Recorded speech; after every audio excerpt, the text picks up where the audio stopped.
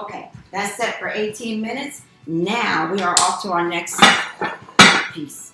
All this is going to work together, and you're going to see how each piece is going to go right together and cook up perfectly. All right, so now I'm ready to do our bruschetta pasta. So while our bread is cooking, we're going to put, this is vegetable stock. You can use chicken stock, but if you want to make it completely vegetarian, you can put a vegetable stock and really get the same results. I tend to bring vegetable stock now to my shows because I'm finding more and more and more that people are, the guests or friends of the host, there's always going to be someone who is a vegetarian. And my whole presentation is based on who can actually enjoy my food. This is the last of the vegetable stock. We're going to throw this away. And everything, all the liquid is in the deep covered baker. We're going to take our pasta. This is the spaghetti. And break that up. I don't suggest the thinner spaghetti, and I don't suggest the thick. This is just regular, just the spaghetti size. If you use a thinner pasta, you might have to cut back on the liquid. This dish takes 32 ounces of liquid. So we're going to put that in. I'm going to take off my gloves. This is getting kind of messy. All right. I'm going to put this in our microwave for 9 minutes.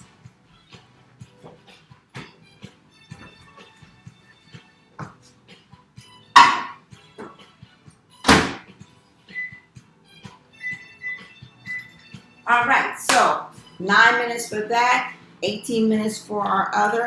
That's going to come out. We're going to swish it around, do it for another 9 minutes. That'll be our 8 minutes total. And technically, that would be the end of my show as far as the cooking is concerned. I do the bruschetta part of the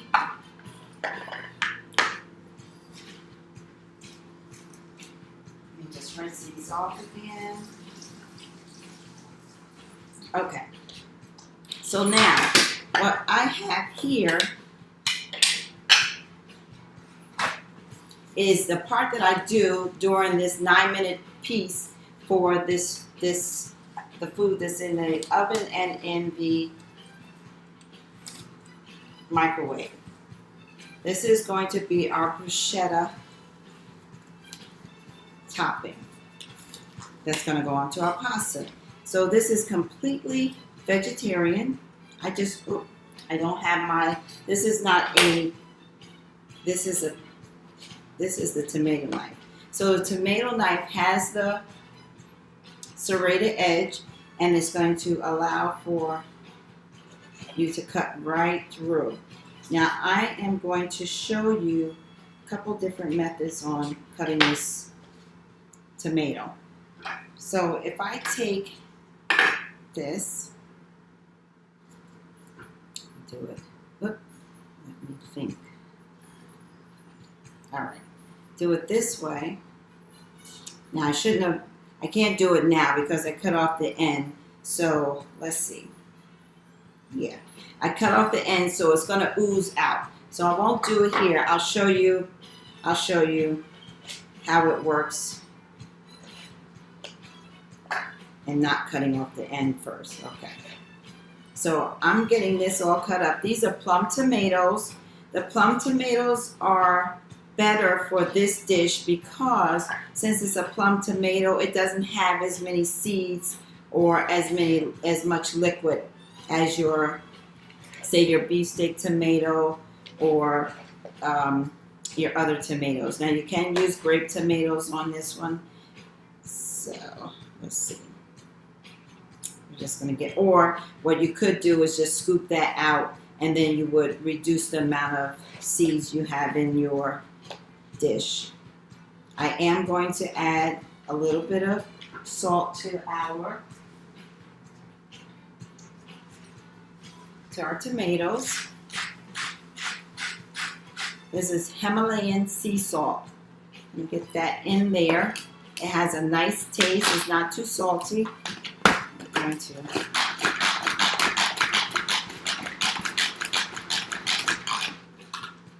now I'm getting this cut up. So if you wanted it a rough chop, you would stop there.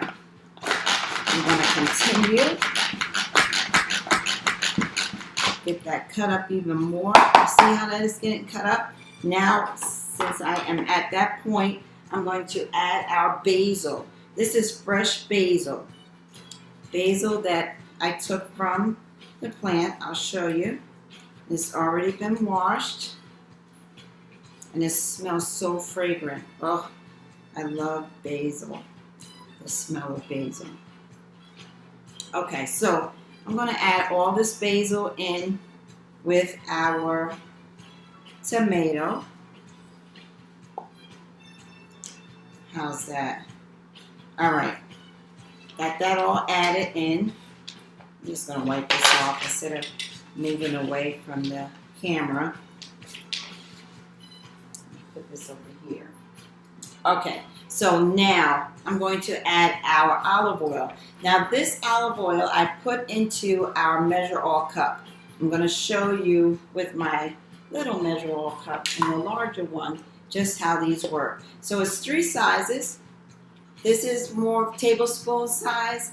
If you're putting solids, you put it this side, and it has the red measurements for solid.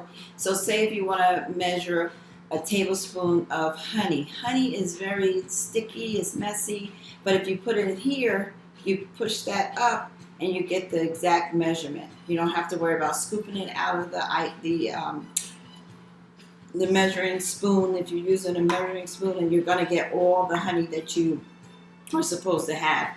This size is the 1 cup size. So originally I had it put in, I put the 1/3 cup of oil in this one, but I wanted you to see the amount that was really in here so you can take a good look at it.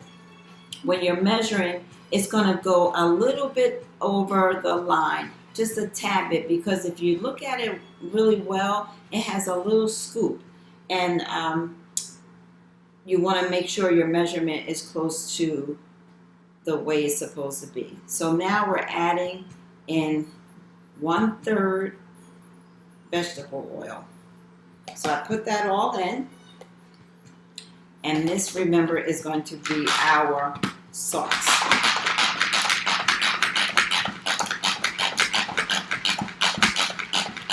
Okay, so I'm adding everything up together, and I want to get this cut not too finely, but I do want it to mix pretty nicely.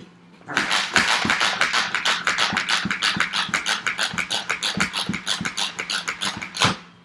All right, so that is good. I'm going to put this to the side because that is our sauce. That is completely done. I need to cut some more. I need to grate some more Parmesan cheese. And I have my Parmesan. This is fresh Parmesan cheese. Parmesan cheese can range from about $4.99 a pound to $11.99 a pound. I did get the more expensive one. I like it with the rind. I don't get it with the rind here and here because you're paying for a part of that rind that you're really only going to use if you make soups. So you save that rind for another time. Put it in the freezer if you're going to make soup, and it's really nice. But for grating, you don't really grate that part of the cheese. So we're going to put it in the hopper. This hopper is to protect our knuckles. And you're going to see, I just want to show you. It was actually this small, and I just want you to see how much Parmesan cheese this makes. You see that? Can you see it?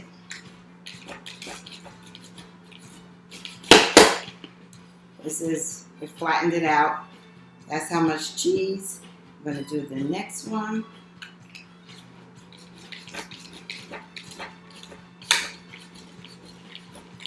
Now this cheese is for our pasta. So when our pasta is ready, we're going to sprinkle fresh Parmesan.